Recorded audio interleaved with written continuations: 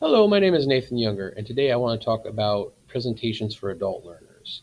In a role of an instructional coach, the focus is the adult learner and how they like to learn. Using Malcolm Knowles' five learning principles, you want to focus on what adult learners want to learn, which is what andragogy is. So the theory presents itself from Malcolm as adults want to know why. Why are they learning what they're doing? And then how does that subject relate back to their lives or their careers and their focus? Also, it relates back to they want to see the results and why are they learning what they're doing with the responsibility of what they're learning. So they want to be part of the instruction. They also want to see how it immediately relates back to what they are learning for their jobs or careers, and they just want to be motivated. So how are we motivating the adults? Are we showing them what their instruction is and why it's going to help them with their careers or adult learners? Is it going to help them in their classrooms and make their lives easier? So when we're thinking about the way that we're trying to present these to the adults, um, we got to make sure that they know the why and how it's going to help them. Otherwise, their engagement level is not going to be high. So, with that said, you want to be able to apply these principles to when you're creating a presentation. So, if we're teaching a class of first grade instructors, you might want to have in there some interactive things explaining how it will help them in their classroom for first graders. So, you might have some drawing opportunities. You might have some really cool Google Slide interaction where they're using their phones to teach kids how to use things. You could be showing them how to use blocks. I mean, as long as you are giving them engagement of showing them why it will help them in their classroom with these principles. So if you explain back to the first grade teachers, well, this is important for your role because it's going to help you with this instruction. Here's three roles that you guys can offer your students in this instruction and kind of give them a demonstration of that. So if you're relating it back to their careers, how they can use it and why, it's going to make their lives a lot easier. Um, so when we're applying these again to different professional developments, you can do the whole group again, all first grade, all fifth grade, all the whole school, all the high school, middle school, or you can do one-on-one instruction too. So you can talk to adult learners one-on-one.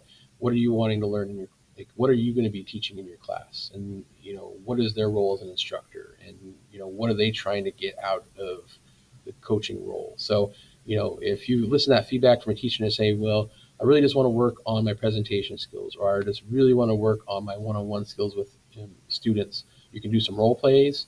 You can give feedback of listening them to communicate with kids, but just doing that one-on-one, you can do, give a lot of feedback that way. Another way is you can record observation for them. So again, come into a classroom, record them, or get audio, record their audio for them so they can play back and see it in real time. I know as educators, it's good to see yourself educating and instructing kids and seeing how you do that in your life. Um, so, delivering effective presentations, again, doing a Google Slide where you have interaction with video and fun activities is one. Another one, again, for giving out professional development, you can have workshops. So, you can set up multiple workshops where you're like, in this section, we're going to be talking about one on one instruction. In this group, we're going to be talking about whole group instruction. In this one, we're going to be talking about work based learning, problem based learning, project based learning, inquiry based learning. Just give out different workshops. So that's a workshop model works too. Or you could do a project-based learning PD as well, where you give them a problem that they need to fix and work in a group or individually to do some research and do some reading. So having them do some reading, research, and trying to fix a problem or have them research a problem on education, that's a great opportunity for you to help professional develop that adult learner.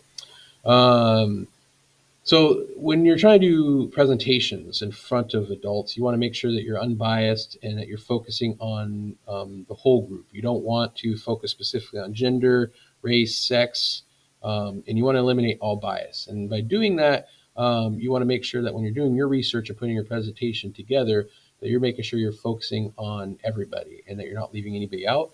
But you're also being culturally sensitive, sensitive about pronouns, nouns, being sensitive towards everybody's needs because you want to make sure that you don't let anybody feel like they're being left out or being targeted. So when you're doing that instruction as a presentation, you really want to just focus on hitting your objectives, getting your targets, but focusing on the needs of your instructors. Because if you're getting that feedback from them, let's say you're using technology and you're doing Google Forms and you're asking those educators ahead of time what they want to learn or what they need to learn, what they need help with in their classroom, what guidance they need, and then you have that information, boom, you already have half your battle done.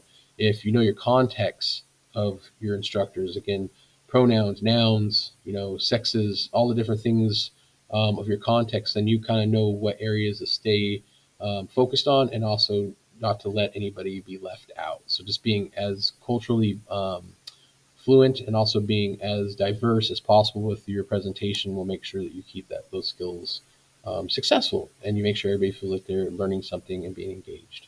So I hope that this helps you with your presentation for adult learners, focusing on the needs and wants of what adult learners needs.